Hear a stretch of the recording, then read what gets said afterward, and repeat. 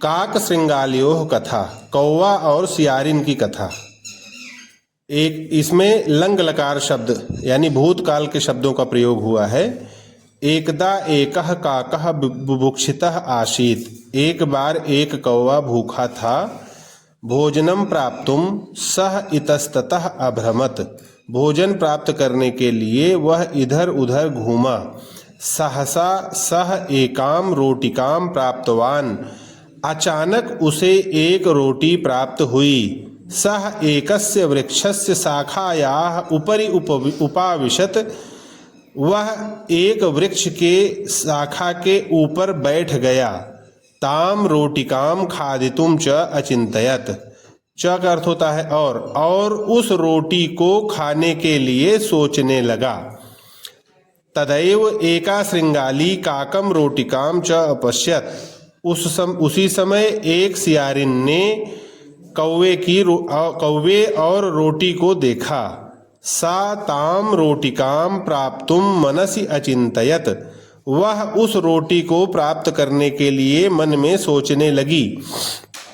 सा तस्यैव वृक्षस्य अधः अतिष्ठत यस्य उपरि काकः उपाविशत, वह उस वृक्ष के नीचे बैठ गई जिसके ऊपर कौवा बैठा था।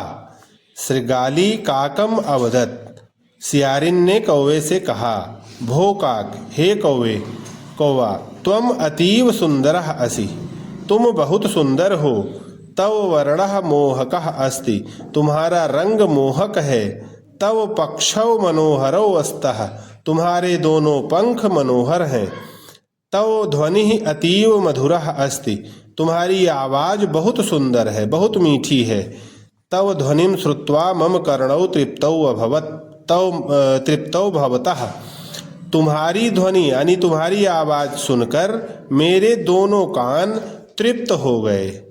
स्वप्रशंसां श्रुत्वा काकः अति प्रसन्नः अभवत्, अपनी प्रशंसा सुनकर कौवा बहुत खुश हुआ।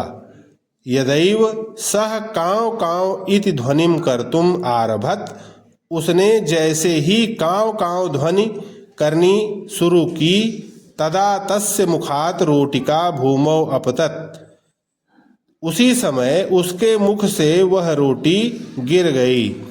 एतदर्थम एव श्रृंगाली तस्य प्रशंसाम अकरोत्, यही देखने के लिए सियारिन ने उसकी प्रशंसा की थी।